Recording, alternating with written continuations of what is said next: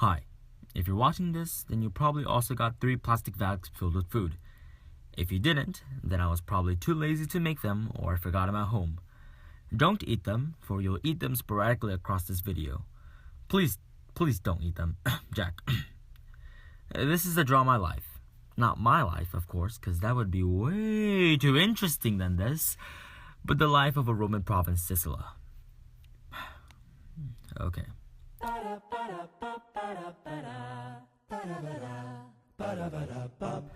So it all started in 241 BCE at the end of the Second Punic War. I mean, this war doesn't really matter in this video, so here's like the gist of it. Rome beats other people. Rome receives Sicily.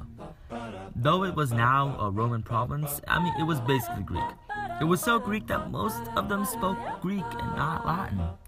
Sure, the Roman Empire tried to imitate the Greeks more often than not, but Sicily was just straight up Greek. Sicily,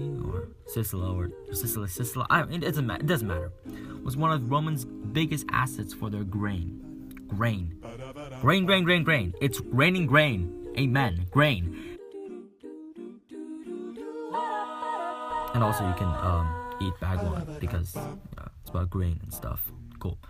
The land was monopolized by a few landowners who used the rich soil for grain with the use of thousands of slaves. I'm talking like a lot of slaves, like a lot of slaves. So much so that, of course, they revolted. They rebelled in 135 BCE in the First Servile War, who proclaimed Eunice their king. I really don't know how to pronounce that. Servile, I don't know. It wasn't that bad at fending off the Romans. Of course, the Romans were trying to get Sicily back because why wouldn't they? But of course, Eunice lost against the Romans.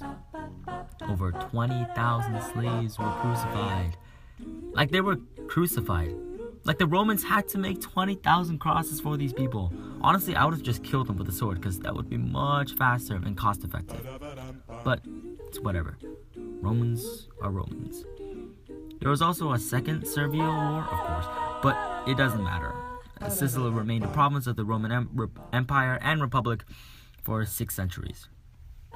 Now, Rome didn't try to Romanize or Latinize Sicily at all. Basically, in the east, it was a majority Greek-speaking, and the west was majority Latin. Harmony was basically how it came about. I mean, this Greek culture and this Roman culture lived together in peace, and it flourished. I mean, it really did. There was, of course, the occasional mistreatment in the government by Verus, i.e., in Verum, but that's whatever. It happens all the time. Okay, now there were some cool people who came from Sicily. Cool, I mean, that's the best cool you can get from a Roman province. Diderus Siculus and Calpurnius Siculus. I mean, they're both named Siculus, what the heck.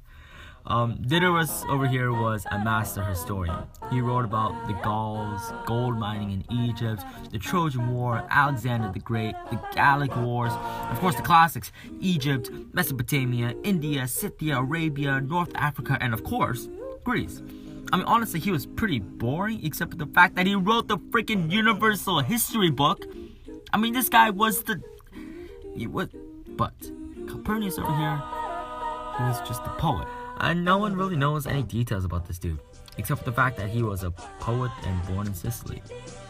He made some pretty cool lines, not the greatest, but pretty cool. He made 7 to be exact. Now, I said before that Sicily had a lot of grain, but it also had other foods too, like wine, saffron, honey, almonds, and other southern fruits. So yeah, they had other foods. Yep. You can eat back 3, by the way. Yeah. So, other important things you should know about Sicily is Augustus created several colonies for veterans on the island, and agriculture flourished with the establishment of many imperial estates. Sicily became an important producer of wine, wool, and timber, and it became, later on, an important Christian center. So there's that. That's Sicily. It's a pretty, I mean, it was cool in the beginning, but like later on, it's just pretty boring. But I mean, that's the province of Sicily, a Roman, or you can argue Greek province. Yay. Woohoo! Bye bye.